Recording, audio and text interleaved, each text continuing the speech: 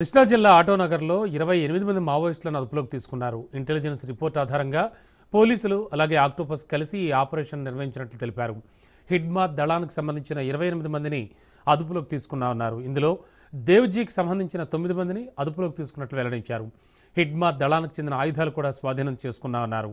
పట్టుబడ్డ వాళ్లలో 21 మంది ఆడవాళ్లు, మిగతా 7 పురుషులున్నారు. అంతా కూడా ఛత్తీస్గఢ్ రాష్ట్రానికి చెందిన వారిగా గుర్తించారు. ఈ ఆపరేషన్లో సుమారు 200 మంది పాల్గొన్నట్లు చెప్పారు. ఇక ఇదే అంశానికి సంబంధించి విజయవాడ ఎస్పీతో మా ప్రతినిధి సంతోష్ ఫేస్ టు ఫేస్ చూద్దాం. ఇక విజయవాడ కేంద్రంగా అయితే కనుక కొంతమంది మావోయిస్టులను అయితే అదుపులో తీసుకోవడం జరిగింది. ప్రస్తుతం జిల్లా ఎస్పీ విద్యాసాగర్ నాయుడు ఉన్నారు, వారితో మాట్లాడదాం. సార్, మావోయిస్టులను అదుపులో తీసుకోవడం, పోలీసుల యొక్క సంయుక్త జాయింట్ ఆపరేషన్ ఎలా సాగిందంటే? ముఖ్యంగా ఈ ఆపరేషన్ అనేది క్రెడిబుల్ ఇంటెలిజెన్స్ ఇన్పుట్స్ బేస్డ్గా ఆక్టోపస్ టీమ్ మరియు local police, law and order police కలిపి కృష్ణా జిల్లా పోలీసులు చేయడం జరిగింది. దీంట్లో చూస్తే మనకి 21 మంది ఆడవాళ్ళు, ఒక 7 మగవాళ్ళు దీంట్లో అదుపులోకి తీసుకున్నాం. మనకి వీళ్ళ దగ్గర నుండి కొంతవరకు ఆయుధాలు కూడా వీళ్ళ దగ్గర ఉన్నట్టు తెలుస్తుంది. అవి మనకి ప్రాపర్గా ఈ డాగ్ స్క్వాడ్, క్లూస్ టీమ్, అదేవిధంగా బాంబ్ డిస్పోజల్ టీమ్ ఇవన్నీ కూడా సంయుక్తంగా పైన వర్క్ చేస్తున్నాయి. వాళ్ళు ప్రాపర్ ఎన్యూమినేషన్ చేసిన తర్వాత సరైన డీటెయిల్స్ రేపు అందించడం జరుగుతుంది. సార్, అటవీ ప్రాంతంలో నివసించే మావోయిస్టులు జనావాస కేంద్రాలకి రావడం అంటే దీన్ని ఎలా చూడొచ్చు? అంటే అది ఇప్పుడు కొత్తగా ఏమవుతుంది ఏం కాదండి. జనావాస కేంద్రాల్లోకి మావోయిస్టులు వచ్చి వెళ్ళడం అనేది దట్స్ ఏ నార్మల్ థింగ్.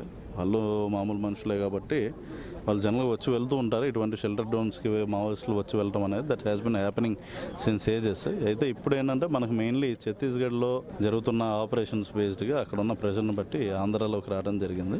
ఆంధ్రాలో యాజ్ ఆఫ్ నౌ దీని పరంగా చూసుకుంటే మాకు ఇక్కడ అఫెన్స్ చేసే ఉద్దేశంతోనే వచ్చారని మేము అనుకుంటున్నాం. సరే, అంటే రావడం పక్కన పెడితే వారితో పాటు ఏదైతే ఇటు వెపన్స్ అనేవి కూడా ఉండడం జరుగుతూ ఉంది. అంటే ఎవరినైనా టార్గెట్ చేసి ఏదైతే ఇటు ఎయిర్పోర్ట్ సమీపంలో ఉన్నటువంటి ఈ యొక్క ప్రాంతాన్ని వారు టార్గెట్ చేసుకోవడం ఉండడం ఇలా అంటే ఏ విధంగా ఉంటారు? అట్లా ఏమి ఎయిర్పోర్ట్ స్పెసిఫిక్ ఎక్కడా లేదండి మాకున్న ఇన్ఫర్మేషన్.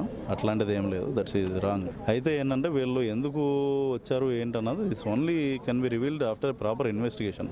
అంటే we cannot jump in to conclusion like ఎయిర్పోర్ట్కి దగ్గరలో ఉన్నారు కాబట్టి ఎయిర్పోర్ట్ మీద దాడి చేస్తారనో, లేకపోతే సెక్రటేరియట్ చుట్టుపక్కల ఉంటే సెక్రటేరియట్ మీద దాడి చేస్తారని మనం అనుకోలేము. మనకేందంటే డెఫినెట్లీ వాళ్ళ దగ్గర వెపన్స్ ఉన్నాయి. Maoist they will have weapons. అయితే ఏ ఉద్దేశంతో వచ్చారు, ఎగ్జాక్ట్లీ వాళ్ళ ప్లాన్ ఏంటన్నది మనం only we can do after proper investigation. Thank you. ఇది మొత్తంగా చూసుకున్నట్లయితే కనుక మావోయిస్టుల అరెస్ట్ తోటి అయితే కనుక విజయవాడ నగరం ఒక్కసారిగా అయితే కనుక ఉలికిపడినటువంటి పరిస్థితులు కూడా కనబడతా ఉన్నాయి. వారి నుంచి ఇంకా కీలకమైనటువంటి సమాచారాన్ని అయితే కనుక పోలీసులు రాబట్టే ప్రయత్నాలు అయితే చేసిన అనంతరం కూడా ఇంకా వివరాలు అనేది మీడియా ముఖంగా అయితే అందజేస్తా ఉన్నటువంటి పరిస్థితులు కూడా కనబడతా ఉన్నాయి. వీడియో జర్నలిస్ట్ పవన్తో సంతోష్, రాజ్ న్యూస్, విజయవాడ నుంచి.